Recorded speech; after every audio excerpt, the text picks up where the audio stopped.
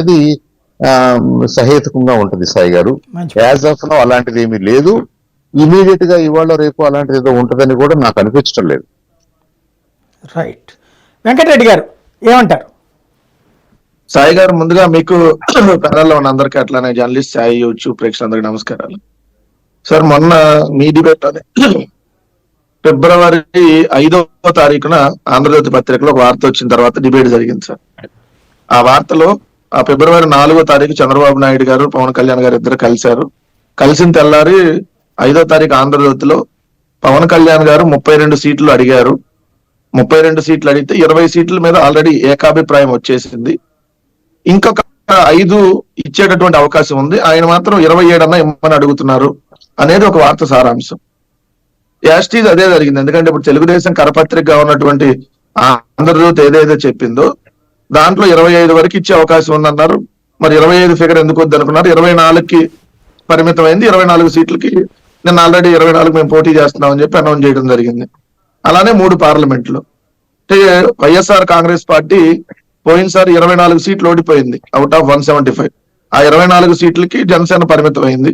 Out of 25 MP seats లో మేము 3 ఓడిపోయాం, 22 గెలిచాం. ఆ 3 ఎంపీ సీట్లకి వాళ్ళని పరిమితం చేశారు చంద్రబాబు నాయుడు గారు.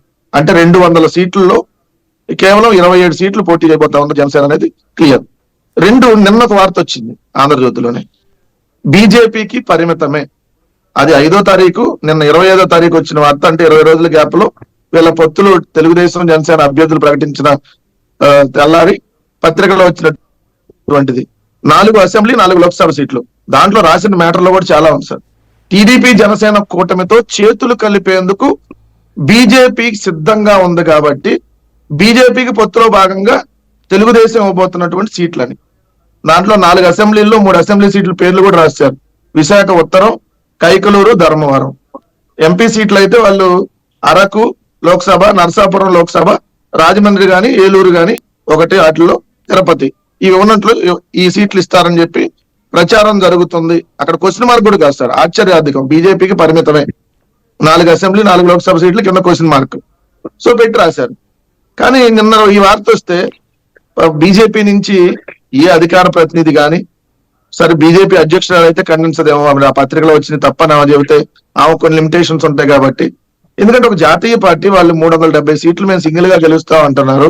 మొన్నటిదాకా బీజేపీతోనే పొత్తు కోసం చంద్రబాబు నాయుడు ఊవిర్లూరుతున్నాడని చెప్పి అనేక మీడియా సంస్థలు వచ్చినాయి.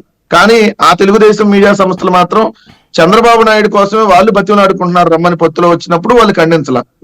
వాళ్ళ బలాన్ని 4 సీట్లకి తగ్గించి, అంటే 4 సీట్లకే పరిమితం చేసి 175